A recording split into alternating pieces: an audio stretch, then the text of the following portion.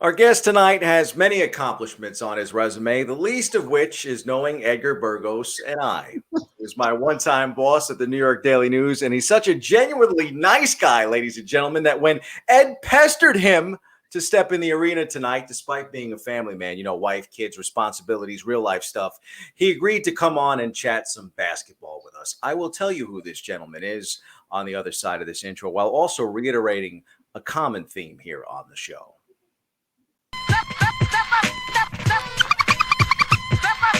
This guy has made it through rounds playing the style that he plays. He named every one. It's like this guy named all 5 of my game-winning shots from 2008, 2009. I played with two of the most exciting players ever to play the game, Allen Iverson and Vince Carter. Good evening, ladies and gentlemen, boys and girls. This is Step in the Arena. That's Edgar Burgos. I'm Bobby C. On the, other virtual side of things is our producer extraordinaire, Randy Cruz. We want to thank you for being on the other end of this audio podcast on Apple, Spotify, SoundCloud, or on the video side on YouTube and live on Twitter. Please like, download, share. Sharing is caring, right, Ed? And Step in the Arena, of course, is part of the Cruise Control Podcast Network in partnership with Hard to Guard Media. Evening, Ed. My man, Bobby, I just want to say welcome back. I had 17,000 DMs, people asking me, making sure that you would come back this week after you promised me that you was almost about to leave me. And I'm happy you're here for another week. Well, Ed, it's funny because as the intro actually pointed out, I think the punchline for tonight is very simple. If you receive a text message from my co-host, leave it on read, ladies and gentlemen, because Ed is going to want you to do a podcast. And that would be the advice for our guest tonight that I would give him. And that, of course, is SNY's Ian Begley, formerly of ESPN New York and New York Daily News. Ian, leave Ed on red. It rhymes. Oh, come on, Bobby. If I get a text, this is the list. You, Edgar, my wife, got to answer a text. That's the list. With the fact that New York, according to Mayor de Blasio, opening up on July 1st, my first question for you tonight, if the Knicks go into a deep, deep playoff run and you have tickets to Game 7 and you only have one ticket, are you taking Ed, myself, or Randy to the game? If I have a ticket to Game 7, I have 2 young kids. God willing, one day I have to put them through college. I'm putting it on StubHub. I'm putting it on the secondary market, and it'll go towards, tuition the first semester in 2038, whatever. Sorry, guys. I'm sorry. Very smart move. I'm with you all the way, Ian. I'm with you all the way. I know Ed is going to want to go to the game because, after winning 10 out of 11, somewhere, somehow, deep in his closet, Ed found this remarkably beautiful. I love it. Is that 2011, Edgar? What year is that? 2013. 2013. Yes, yeah. That's right. The last year they were good, of course. Yeah, last year they were good. Exactly. That was the last time Ed was actually a fan, too, Ian. Well, if Ed wanted to go to Game 7, Edgar, he'll get in the back door. He'll wink at the security guy. He'll get in through the back door. He'll be the one guy who doesn't have to pay for a ticket to get in that building. It's because he pesters people to the point where they're just like, fine, I'll give you tickets. It's all right. Ian, am I that bad? It's bad. When maybe it's just me, but whenever Ed texts me or calls me, I'll pick up, I'll answer. Ian, I'm a quick story. So last week before the show, right? Yeah. Bobby was enraged, right? He was so enraged. He was like, Ed. And Randy was on. He was like, I can't do this no more. Wow. He goes, I got to do my class. I got to do their exams. He goes, I got a lot going on. Yeah. And so he was ready to be done. And then he ended the conversation. This is possibly my last show. Oh, wow. So I'm stepping into like drama. This is like kind of what's going on with Joe Budden's podcast, right? Like, similar. I think me and Bobby need therapy. Ian, he's leaving out all the actual context of everything that goes on. I mean, Ed will tell you about, maybe like 5 minutes before the actual podcast. Bam! Ian Begley, 9:30. See you there. No, does he deliver? Does he deliver? No preparation, no nothing. The best is when he tells you that it's going to be Ian Begley and then it's Mark Berman. So you guys had that, I knew it was going to be you and you're here. Did you have 3 minutes to prep for Baron Davis? I had about 3 minutes for Baron Davis. but Baron was so high that it really didn't make a difference. And the funny part of that whole conversation is Baron and Bobby got into it during that conversation. Over what? My drapes. What did Baron say about your drapes? He just doesn't like them very much. I mean, I guess when you're high as a kite, drapes are out of the question. That's amazing. That's amazing. I think we've patched things up, Baron and I. Baron, by the way, you guys know this. He left it all on the floor for the Knicks. Remember that injury? Yeah, that was a gruesome injury. Crazy injury. And then Jeremy Lin wasn't playing in that series because he was, 85% close to the threshold of playing or whatever. And then Baron, he's getting, in a stretcher carried off the court because of that injury in the playoffs. I just remember that. That was impressive of Baron, just the way he laid it out for those guys. I want to get your thoughts real quick. Yesterday, Carmelo Anthony announced that he's coming out with his own memoir. Yeah. And your thoughts on that? Yeah, I'm looking forward to reading it, man. He's a superstar or whatever, however people want to define it. I don't care. He's a superstar.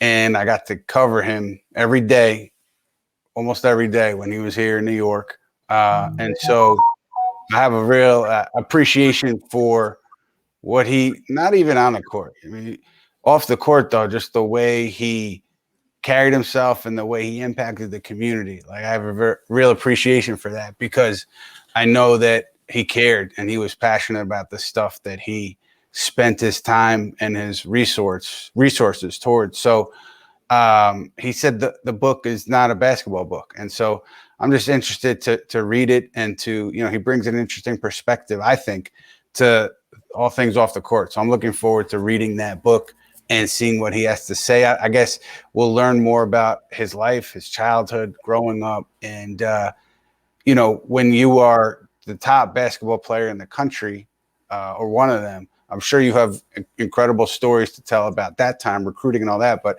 even going back to Red Hook and then Baltimore, it's going to be fascinating. I'm looking forward to reading it. Is that my cue to ask a question? Yeah, that's your cue, questions. I mean, that would be the purpose of a pre-production meeting to go over who's asking what. You know what I'm saying? There's got to be a chapter in this memoir for Melo that says, leave Edgar Burgos on red. Leave him on red. I mean, I guess for me, I think it's a great place to start because obviously Melo has been a talking point in the NBA the last couple of seasons. But I think one of the things we talked about last week with Mark Berman is if you were to have asked me a year ago that we would be talking about, almost double-digit win streaks for the Knicks in the spring. Yeah. And looking at a fourth seed with possibly having, home court advantage in the first round and maybe even having conversation. I mean, Ed thinks that they're going to beat the Nets in the playoffs. So apparently whatever Baron Davis is smoking is being passed around from, one analyst to another here. So, I mean, I guess to me, the biggest story in New York, as was alluded to tonight by I went to the diner here in the Bronx, Ian, if you were curious what I had for dinner. And I love how the waitress tonight even said to me, not a woman that really follows a lot of basketball, but they have they have the Knick game on in the diner. So she said to me that even when the Nets have the the bigger roster. She's like, don't they have a lot of stars on their team? And I said, yeah, they got, they got the stars. She's like, the Knicks are more of a story. So even from a novice of a sports fan, right, like the waitress in the Bronx here, right. I think everyone knows that the Knicks are back page, whether they're winning or losing, and surprisingly, they're winning. So I guess my big question to you would be how? Yeah. It's I mean, you mentioned, like, if we were sitting here a year ago, would anybody have predicted that? And the answer is obviously no, because of the way they finished last year, the roster they were bringing back.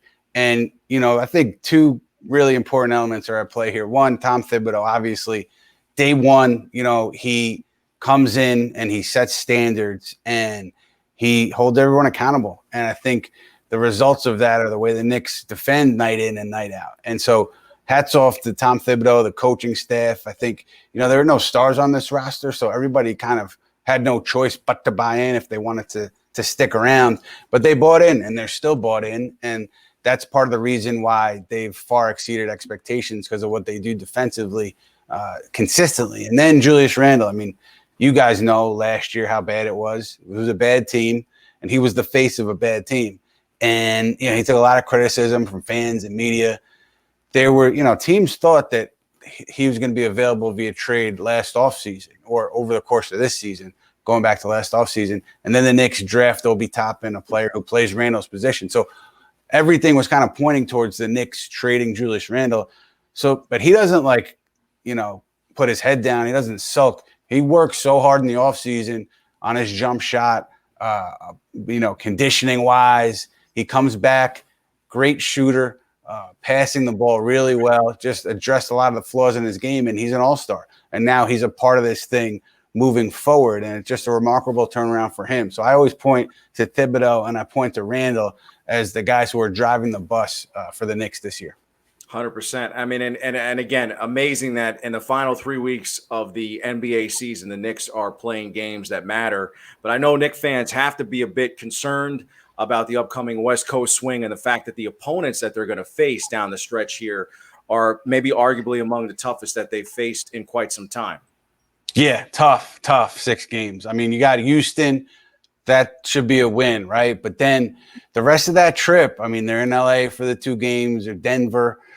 Just tough games. And so even the Memphis game is tough. And it's going to really test the Knicks, and it's going to test their resolve. But, the way Atlanta is playing without Trae Young, it seems like, I don't know when Trae Young's coming back, but it seems like they're going to have a tough time winning games without him.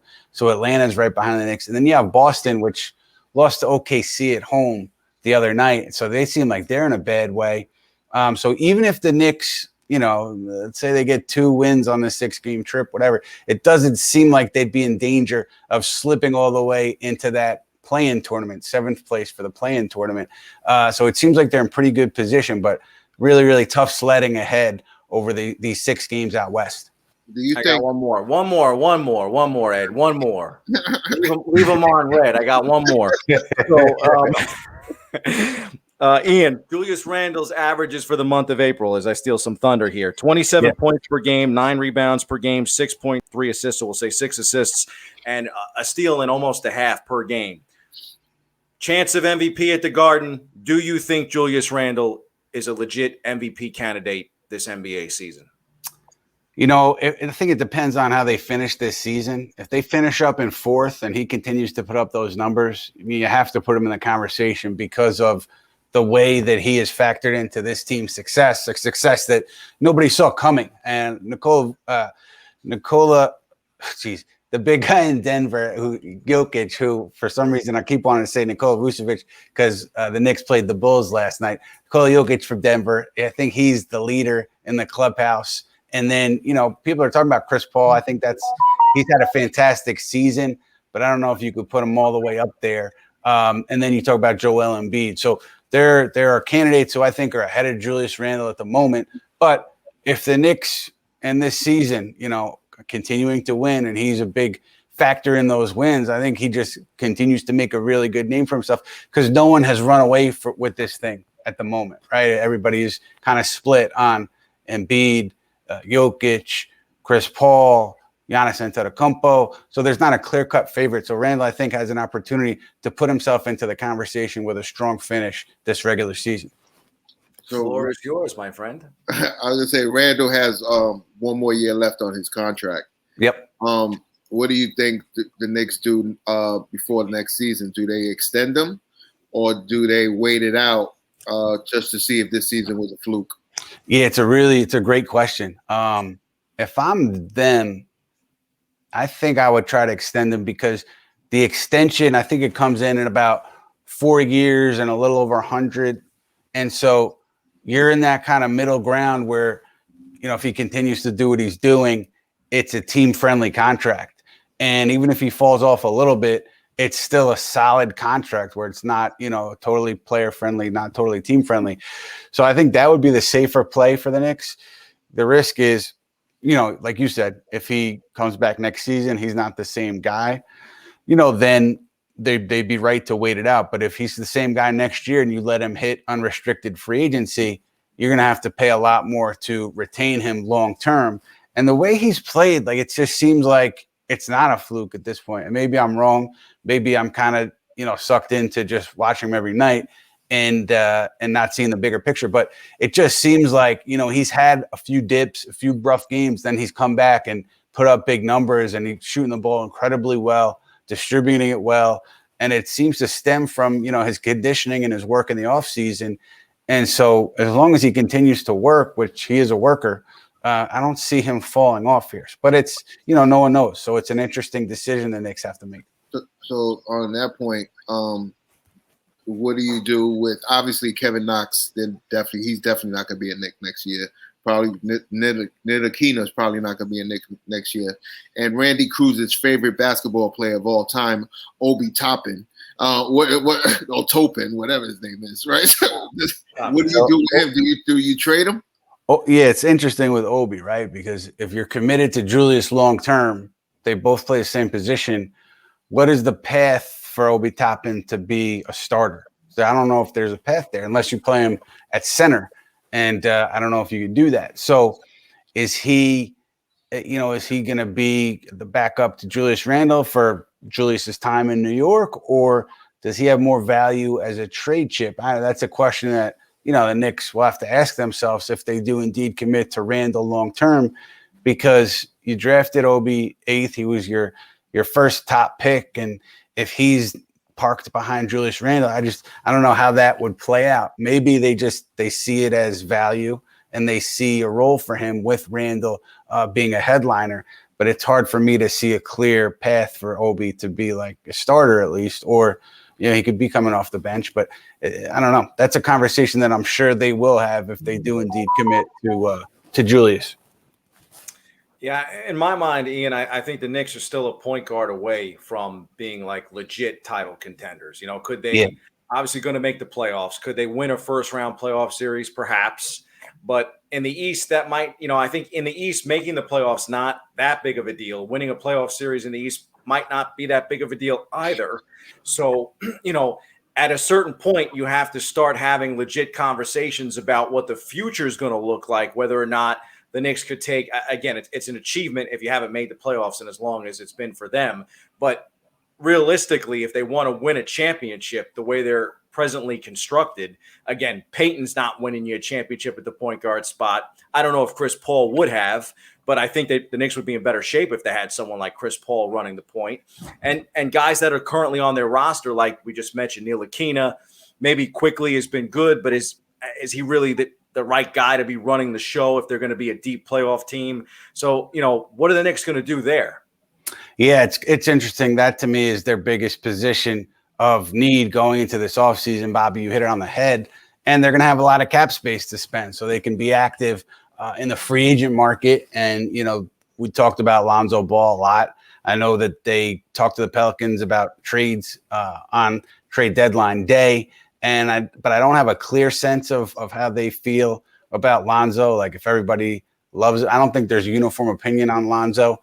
And they would have to make a very, very big offer to get Lonzo Ball here because he's going to be a restricted free agent with the New Orleans Pelicans this offseason. guys like Dennis Schroeder, I know Dennis is on the Knicks radar. And so, he could be somebody who comes in and fills that lead guard role for them. If the situation's right, if the money's right, you're going to have Kyle Lowry as a free agent. You're going to have Chris Paul, maybe if he opts out as a free agent, and you're going to have Mike Conley. So they're going to have options, right? They're going to be point guards out there for them to go after this offseason. And I expect them to be aggressive in that market, in that point guard market, because of everything you laid out, Bobby. Yeah, I mean, D Rose has had a positive impact on Obi Toppin, even if Edgar doesn't want Obi to be successful here in the Big Apple. He's had a positive impact. Realistically, I don't know if Derrick Rose is going to be around when this team finally gets to that point in the progression of winning a championship. Wait, Edgar, you're done with Obi? You're out on him? No. I think Obi's a good I think Obi's a good player. I just always felt that he shouldn't have been drafted by the Knicks. Like they should have got a point guard, or you just don't like Halliburton was Halliburton, the guy. And Kyra Lewis too. We would have been. But Kyra was banged up, so that I wasn't really on him. Honestly, if they would have picked him, I probably would have been upset. But yeah, I felt as I told Mark Berman last week, and I've always been saying it, I feel like New York teams should never draft New York guys. The local guy. Yeah. It's hard to be home. Like people talk about Kevin Durant didn't want to go to the Wizards because it's a pain if you're these guys if in your home. Like it's pressure. It's people, like Bobby hitting you for tickets if you're the long lost cousin. And it's like you're dealing with so much extra stuff on a daily basis that it's a pain. So I'm with you, Edgar. It's tough to be home if you're like a big name athlete in any town, particularly New York. Yeah, I definitely want him to be successful, but I just feel like, it's not going to be here. He's changing his tune. He's changing his tune. Yeah, that's when the anti-Toppin in New York. In New York. But there's another team in New York, in Brooklyn. Yeah. I want to get, what your thoughts on KD finally coming back. Yeah. And what are your thoughts on that? Look, man, whenever he comes back, he looks so good.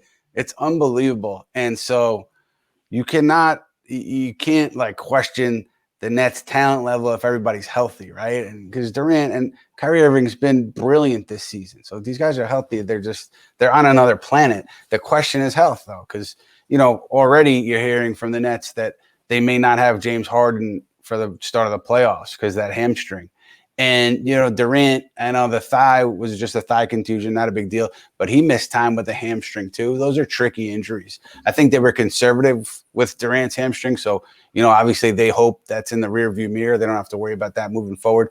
The question is around Harden and his hamstring, and can he get all the way healthy, even during the first round series. Obviously the Nets, I think they can afford to rest Harden in the first round because they'll be able to get through with the talent that they have. But eventually you're going to need Harden back. So can he get all the way back? That's a question mark for me. And then if everybody's healthy, do they have enough defensively to slow down a Joel Embiid or an Anthony Davis? Those are the things that I'm looking at if I'm the Nets moving forward. How much are they going to miss LaMarcus Aldridge down the stretch? I know he was only there for a short period of time, but I think he had played well. Played really well. And, when LaMarcus was in the lineup, DeAndre Jordan was getting DNPs. He was not in the rotation. And then LaMarcus retired, and thankfully he's healthy. It's a scary situation. Everybody's just happy that he's safe and healthy. And, DeAndre Jordan then went back in the rotation. So I think you're going to be relying on DeAndre in part against these bigger guys, particularly a guy like Joel Embiid, to try to slow him down. And so, they'll miss LaMarcus Aldridge. And can DeAndre do enough defensively to get you through a series? I think that's something that, if all goes well for the Nets, if all goes well for the Sixers, that's something we might find out about in the conference final. What are your thoughts on the job that Steve Nash has done with all those injuries and those guys are still winning games? Incredible. I mean, we talk a lot about Tom Thibodeau, Coach of the Year. Steve Nash, to me, has to be right there in that conversation too. First-year head coach, dealt with so much, injuries, COVID, James Harden trade, Kyrie leaving the team, not really explaining why. Like, he just dealt with a ton. And you look at where they are. They're sitting at the top of the East, and they're rolling despite everything that's happened, that's been out of Steve Nash's control. So tremendous job for a first-year head coach. I think the Nets did a great job putting a lot of experience on Steve Nash's bench. I think that's helped him make the transition. Certainly remarkable. Hats off to him. He's been fantastic. Nets first team in the East to clinch a playoff spot. What kind of impact do you think Mike James might have down the stretch? Because I think he's carving out a nice place for himself on the roster. Yeah, he came in and he scored the ball right away. So I think if there are injuries, you're going to see somebody maybe like Mike James get some minutes even in a shortened rotation in a playoff series. But they have so much depth that I kind of think the rotation will get tightened up in a way that you may not use those guys unless you get banged up, unless you have to replace somebody in your rotation in a playoff series. But it's certainly a nice luxury to have somebody who can come in and impact the game like the way Mike James did a couple nights ago for the Nets. Yeah, I was gonna say if you think is it championship or bust for the Nets? I think so. I mean, look, they have 2 years, right? It's this year and it's next year, and then those guys have options. So I think it is, because if you don't do it this year, then everything is on next year, because the uncertainty of beyond next year, I think, becomes a big storyline. I don't know if it would weigh on the players or not, but it just becomes this added time pressure. So it's really important, I think, for them to get it this year, and obviously they have next year as kind of insurance. But I think ideally they get it done this year, and then they maybe go for back-to-back next year. But I look at that Laker team, and if they're healthy, they've been through it before. I think experience matters a lot. And so I think that's a tough out for anybody coming out of the East, whether it's Philly, Brooklyn, Milwaukee, if you have to face that Laker team over a 7-game series. Ian, Ed had the Knicks and the Nets in this dream scenario in the second round, possibly playing each other to a 7-game death match series. How realistic do you see something like that? I mean, look, if they get to Game 7, I hope they have Game 7 at Orchard Beach. Hoops in the sun, man. Let's move it up to the beach. Let's play outside, outdoors on the hard court. I mean, look, that would be so much fun for the city. I mean, what else would you want if you're a New York basketball fan of either team? Playoff series, everything on the line. And, Tom Thibodeau, the one thing they say a lot about him, but the one thing people in the business say about him is no one's going to out-prepare you. If you're Tom Thibodeau, he's not going to get out-prepared, I should say. He prepares in such detail for everything, and he gets his players prepared because of that. So I bring that up to say, over the course of a 7-game series, I feel like Tom Thibodeau is going to put his team in the best position possible to win games. Now, there's obviously a talent deficit every night if the Knicks are playing the Nets, but the Knicks are going to be prepared to try to take advantage of whatever weaknesses Brooklyn has on those nights. So I could see it being like, even if it's like a 5-game, 6-game series, I could see those games being tight. It would be shocking to me if the Knicks were to beat the Nets in a 7-game series. I guess stranger things have happened, but I would be pretty stunned if that happened. So You think it's still a Knicks town, Ian? Yeah, and this is no knock on the Nets, but you guys, I mean, I have a theory about it. I would be curious to hear what you guys say. I think even if the Nets win back-to-back titles with Durant, Irving, and Harden, I think it would still take like another generation of Net fans. Like, the 10-year-old kid grows up, has a family, stays in the tri-state area, raises his kids as Net fans. And I think it would take that second generation for the Nets fans to really, or for the Nets to really make a dent into basketball fans locally, because it's such a Knick town and it's been ingrained, through grandparents, parents, kids. It's a generational thing. So I think it would take longer for them to really make a dent into that local fan base. What do you guys think? It's always going to be a Knicks town. Always. I mean, especially now that Ed went into his closet and dug out that sweatshirt. I mean, as he said before the show, the Knicks are back. They're back, Ian. They're back. Wait a second, Edgar. Was that James White's warm up? Is that James's jacket? Did he give it to you, or was that? That's my jacket. All right, okay. All right. I didn't know I don't know. You guys got jackets and warm up swag. Good. I'm happy. Hey, listen. At the end of the day, me and you've had our own private conversations about the Knicks. Yes. My thing is actually good to see them win. Because obviously, I've been frustrated with them for a very long time. Yeah. That's where I stand. I hope they do get to the second round and we do see a 7-game series. It'll be fun, man. It'll be fun for the fans. And I'm happy for the players. There's some good guys that they want to win and they care, and they show it by the way they play. So I'm happy for the players. The long-suffering Knicks fan out there that's been rooting night in and night out over the last 20 years, where it's been embarrassing on and off the court for significant portions of the last 20 years. I'm happy for that person who's kind of stuck through it and has been waiting for this. So it's definitely a feel-good story right now for the Knicks in New York. And call me cynical. I'm always waiting for the other shoe to drop. But so far, they've been good. There's been nothing going on off the court, and it's been all positive for this team so far. Before you leave, I want to ask you about you have your own show called The Putback, and yes, sir. Talk about it, and where can people watch it? Yes, sir. We do it weekly. Comes out every Wednesday afternoon, and it's a digital show, so you can find it on SNY.tv. They'll tweet the show. I'll tweet the show. They put it on Facebook, whatever, all their social channels, and we just try to have fun, man. You guys have set the standard for cohesion and chemistry between the two co-hosts, so we're just trying to get to that level where it's just good vibes every show. No, we just try to have fun. We just try to talk basketball, try to peel the curtain back a little bit on what's going on locally and around the league, and we hope people are enjoying it. I told Bobby C last week we had our highest numbers so far, so he can't leave me until we reach 50,000 weekly viewers. If not, that's it. He won't be allowed at Orchard Beach no more. Just to let you know, so you see it there without me. Locked out of the beach. Yeah, I'm just waiting for July 1st so I can be like, see ya, Ed. July 1st, then you just do the show from outside, and then you don't have to have Baron Davis in your curtains, man. Come on. Don't give him any ideas. I mean, it's already, like I said, it's already, too much as is when the texts start flying. I think I got Ian Begley for tonight. Leave him on red. Leave him on red. That's what Melo says. If Melo says it, it's gold, man. Wait a second. Read it ahead. Get Melo to come on and promote the book. When the season's over, that's my goal. Yeah. That's my goal. We need the bookings to Edgar Burgos.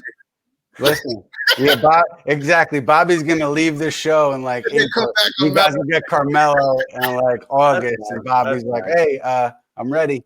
The real star of the show anyway is Randy Cruz. So yes, it's the wizard behind the scenes that really orchestrates everything. So we want to give him a shout. He should really be on sometimes. I mean, Ed gets on him because he's got 25 podcasts. But if he wants to join us every once in a while to talk some basketball, we would appreciate. Yeah, the brains behind the operation. Absolutely, 100%. Cruise control. Yeah. So there's a cruise control heart to guard collaboration. Is that? I like it.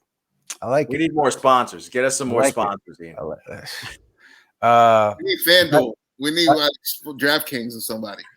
I'm a big financial supporter of the diaper companies right now, so I can contact them and see if there's any ad dollars to float your way. Yeah,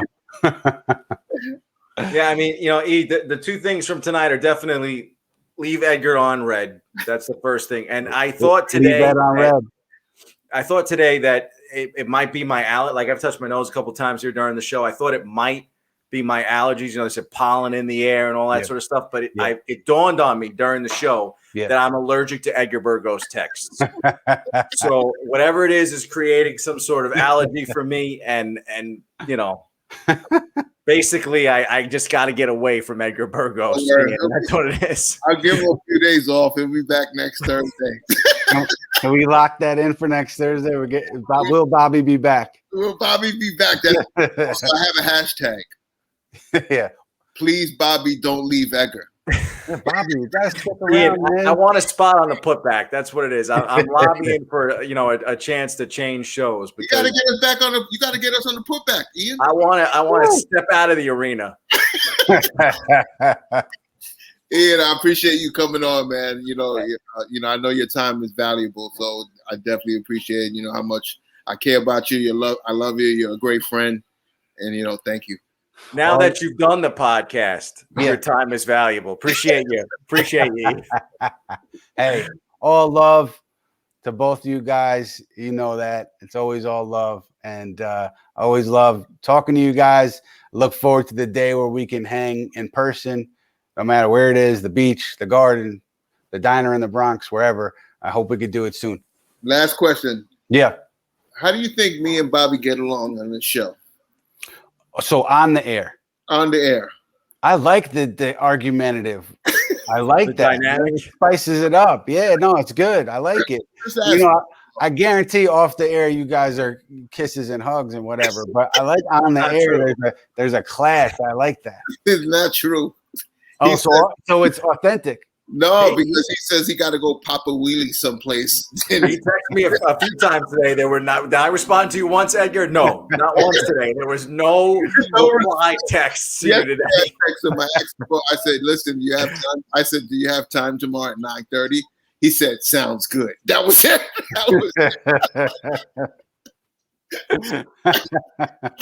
Hey, at least you got an answer. I feel bad for him sometimes because he's very big on these podcasts. So, look, man, keep going. Or if Bobby leaves you, Edgar, and you get Carmelo, don't let him back. Just call me. Say, hey, you want to co-host? I got you. I appreciate you, man. I appreciate you, Ian. Fellas, always Great good stuff, to be man. with you guys. Appreciate you guys. Please. Take care. I don't know if you know. I was going to say, I don't know if he knows how to log off. No, another great show for us. And all jokes aside, obviously fantastic to have Ian Begley on. He's just one of the best in the business. And I teased in the opener there, but I sincerely mean that. I think of all the guys that are in the business, no one makes more of an effort to try to accommodate every single person that he comes in contact with than Ian Begley. I mean, you'll see him on, national shows, ESPN. He used to be on, obviously now with SNY. Whether it's local, national, but he'll find time for even students of mine in my program that he'll come on their podcast. People, of course, that don't have any name in the game. So big shout and much respect to Ian Begley. Nah, Ian. I mean, you can't say nothing bad about him. Like he's just a great person. Just period. That's it. Great person. 100%. And last week on the show on a different note, Ed, because we had the Thursday night show, and I guess I just had been so busy in all seriousness with day-to-day stuff, but I just have found it very sad, of course, with the passing, of Terrence Clark. And I know last week if I would have noticed it at that point that I definitely would have dedicated last week's podcast to Terrence Clark and had an opportunity, to be around him as part of some of the high school American games that I've done, and just an outstanding young man and a really sad story. Yeah, you did the slam game with him at Dykeman. And one thing, I was at that game, and one thing I do remember about him is that he just had a smile the whole time. Very infectious player, yeah. It seemed like everybody gravitated him, and condolences to his family. It's a major loss, especially at such a young age and so much talent. At 19, I mean, just right on the doorstep of realizing NBA dream, and I think all the people at home that watch us can get that sensation from us. I think all of us, we aspire that love the game. I mean, we aspire to play professional basketball. When people have asked me why you gravitate to this particular job, I mean, I was okay at basketball, but obviously not good enough to play, at that high a level. But to be around the game and to talk the game and to be able to interview some of the best in the game, whether it's current players, retired players, or even scribes and broadcasters like we do here on the show. What a privilege that is, because, sports is such a special place, and basketball, of course, is such a special sport So, when you see a young man like Terrence Clark that has the talent to actually play at that level and, have it taken away at such a young age, it's just such a sad story. And I think the tributes have poured in, whether it was with the Boston Celtics or the Boston Red Sox. He obviously grew up in that area coming out of Massachusetts, and he would have been one of the first stars from that particular area in quite some time. So I hope that on draft night, I know tonight, of course, the NFL draft, maybe we can talk about that a bit before we head out tonight, but I hope for the NBA draft that the league, that the association does something for him, even if it's, something, a small token, just to, memorialize him, to remember him, because I think he's worth it. Yeah, I hope that he's definitely. One thing about the NBA, they always do a great job with anything, and they stand up, a great organization, and I feel like they definitely will do something. Probably, name him as a first round pick, and and maybe have the family come up there and just give him his jersey with his name on it, just to remember him, and just so the family could have something. So I'm just hoping. I know for a fact they're going to do the right thing, because that's what the NBA. Yeah, of course. And again, that story, in a way, it's kind of twofold, because, again, of course, very, very sad, tragic story for him and his family. But I think it's also a cautionary tale for, for other youngsters and young drivers, especially, not to maybe sound like a parent, but, a lot of times in these instances, it doesn't take very much to have that kind of an accident on the road that could be fatal. So, just kind of, sends home that message, no matter who you are, young or old, to be focused on the road, because even one small mistake could end up being your life. Yeah, I mean, kids, they say he was speeding. I mean, definitely, pay attention. Hopefully, he wasn't on his phone or something. Like I said, just be mindful when you're driving. Yeah, of course. And, again, not to, have the somber tone but I just wanted to dedicate our show to that tonight, since we didn't get an opportunity to speak about that last week. And, it definitely been a fun night tonight, though, talking about the Knicks and the Nets and the prospects of having, some basketball at a time of the year that, we've had some runs, I guess, over the years. We talked about it with the Knicks, and of course, the Nets have been, I would say, pretty good over the better part of the last decade. And I think this is the first time that we might be having the conversation about having legit deep playoffs for at least one of these two teams, maybe both of them. Yes, I'm excited.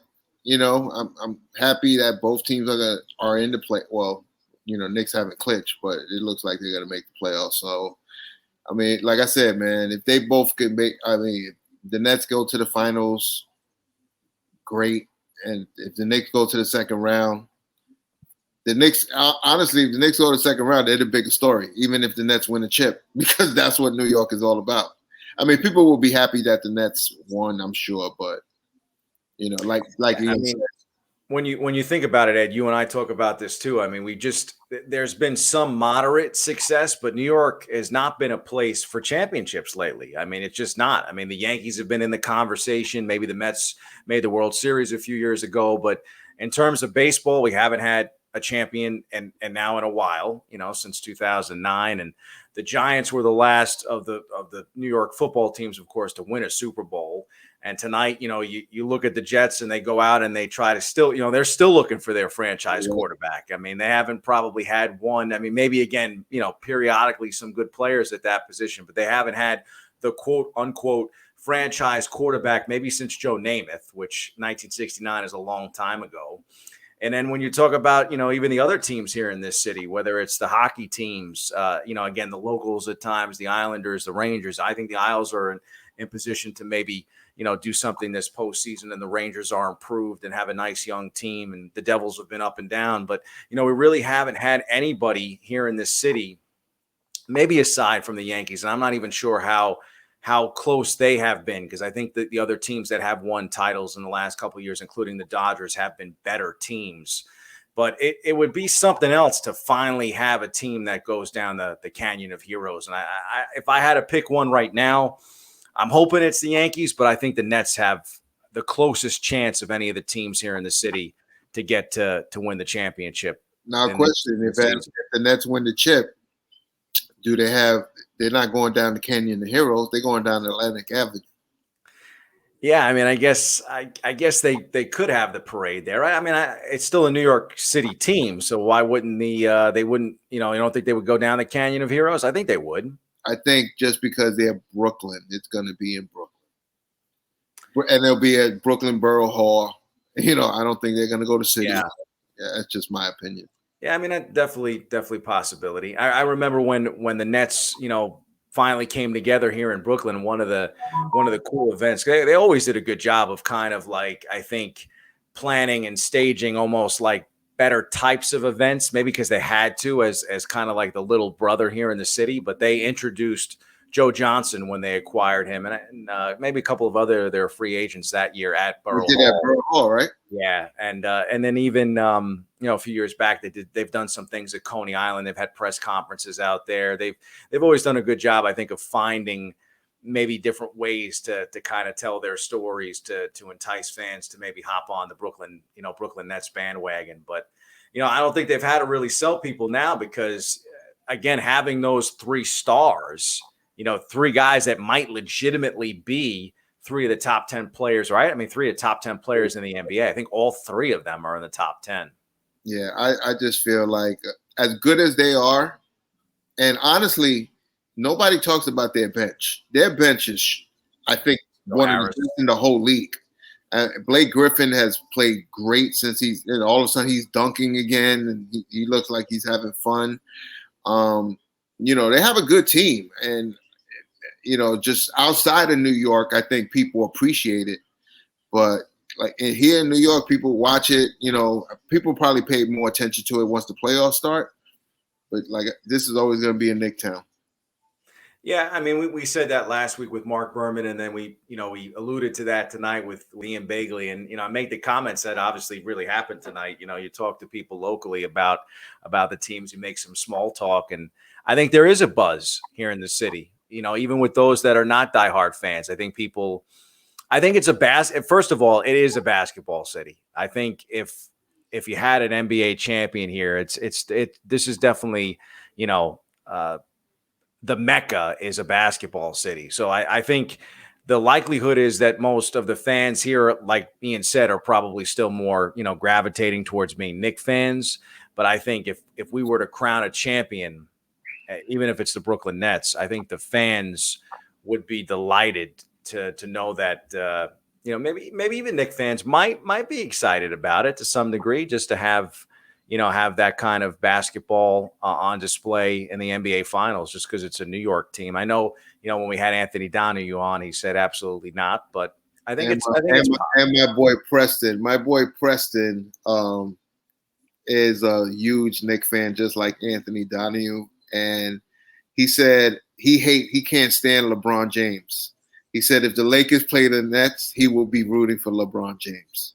Yeah, I mean, I think they have some guys that you would want to root for. No, like, I mean, to me, I've always liked James Harden. I mean, to me, James Harden's a guy that I enjoy watching play. I think he's on another level. And I think there's a lot of people that feel the same way, even about, either or Kyrie or Kevin Durant. So there's definitely a following of people that follow those players, so like even if they were fans of them on other teams, they've kind of kept with them as they move to the Nets. So, I think it's, like I said, I think that they are, in my opinion, in best position to win a title. I think I mentioned it tonight. I think the Aldridge retirement is a tough pill to swallow because I think he was helping them in an area of need. But I do agree with you. Blake Griffin has been, there's kind of been a resurgence there. I do like James, the addition of him as a guard with some scoring punch off the bench. And I think probably their route to winning an NBA championship is just going to simply be outscoring their opponents throughout the playoffs and maybe hoping that they, make quick work of teams and in series throughout the playoffs, because that will give them time to rest and be fresh. If they have to play grueling series and go deep in every series, and guys like Kevin Durant or Kyrie Irving are not 100%, and again, health this year has been an issue for the Nets, that would be something that could maybe move the Nets off track in their quest to win a title. And then perhaps the same with the Lakers. I think the fact that LeBron James has been out has, of course, affected how the Lakers have played. So could a team like the Phoenix Suns, who have been hot this year, could they find a way in the playoffs to maybe make enough waves to get to the finals? Maybe they could. I mean, they're having a great season. There have been some other teams in the West that I think are legitimate threats to the Lakers, especially if the health is an issue. And without James, without him at 100%, without Davis at 100%, same thing with the Nets. I mean, I think there is concern there that if those big three are not 100%, how much does that affect the probability that the Nets win a championship? Yeah, I think out west, it's definitely the Clippers. If it's not the Lakers, it's the Clippers. I mean, Denver, obviously Murray being hurt hurts them, but 2 weeks, right? Playoffs start in 2 weeks? Yeah. Or 2.5 3 weeks? weeks. 3 weeks. Yeah, 2.5 weeks. Yeah, so we'll see. Yeah, I mean, it's the best time of the year. I think most NBA fans would agree. Like, no knock to the regular season, but you kind of do your best to get through these games that, again, they matter somewhat, but you do your best just to get to that, that playoff run. And the NBA playoffs is like a season in and of itself. I mean, it's the length of it and the days off between series and, a lot of the narratives that go on with those playoff games. It's the best time of the year if you're a basketball fan. You see, Bobby, this is why you need it. And for you people out there that watch our show, we need to get over 15,000 next week viewers because Bobby will be very happy and he will be back. Okay, remember, hashtag Bobby C, please don't leave Edgar. I know it's a long hashtag, but please hashtag it. And I'm trying my best to kind of like slither out of the picture here. Like I got rid of the jerseys behind me because the curtains are going to go next week, or the drapes, whatever you want to call them. I'm doing my best to try to get away from these text messages from you because I got a lot going on. I mean, that is a legit statement. That is not, look, today, it's a pretty productive day for me. I'm very excited on BronxNet as we pre-record so many interviews. But today on BronxNet, we got a chance to interview 3-time Formula One champion, Sir Jackie Stewart. How many times do you get to talk to someone that's officially knighted, Ed?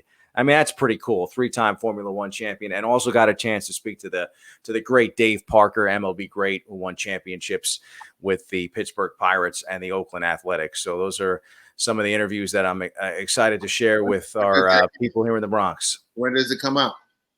Well, again, with our staggered schedule here in the, we have the live show here in the Bronx, but it's no longer live thanks to COVID. So things are, kind of taped to live, I guess, so everything's kind of like a week behind. So I would say look out, I guess, next week, the week after for some of these interviews. But we're going to do a 2-part series with Sir Jackie because we got so much great content from him. And possibly, we got a little bit longer time with Dave Parker too. And, interesting stories because, before we head out tonight, I think it's interesting how sports, so many times has more to it than just, of course, the stats and the games itself, because Sir Jackie Stewart has his own foundation called Race Against Dementia.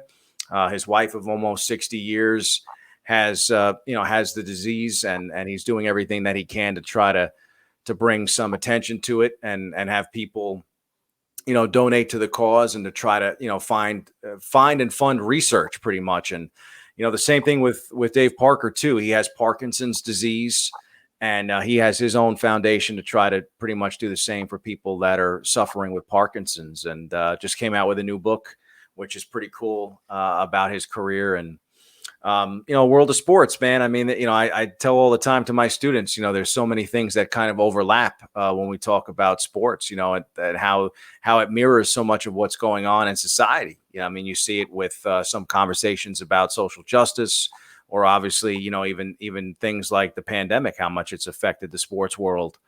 So, it's so great to be having legit conversations with you about maybe having full fans at games in just a couple of months. And, I still can't believe, all jokes aside, I cannot believe that we were talking about the Knicks playing meaningful basketball games with less than 3 weeks to play in the NBA season. Yeah, we'll be having different type of guests. We'll probably be having West Coast guests if the Knicks wasn't winning. Yeah, I mean, can we again? You can trade me to another podcast, or I can retire like LaMarcus Aldridge, and you can find another co-host. I mean, I'm going to make you a star. You don't understand. Star, please. I'm going to make you a star, Bobby. Please. I'm too old to be a star at this point. I'm a mentor now, Ed. Okay, I'm a mentor. Hashtag, please don't leave Edgar, Bobby C, Adam. Okay? I'm a mentor now, Ed. I've moved on to greener pastures. I'm ready to ride my motorcycle into the sunset, my friend. That's where it's at. I'm an old guy. I mean, don't be fooled. There's a couple of gray hairs kind of like creeping through. And I honestly, I think they're thanks to you. Like, I don't think I had them. So I mean, listen, all of my ailments, whether it's my allergies, these gray hairs that are creeping through in my beard, I think it's all because of you. Maybe even these lines. I got lines in my head. These really bugged me too, huh? You put the hashtag. We don't leave Edgar. That's only because Randy doesn't want to do another podcast. Like, he's a host. He's on 24/7.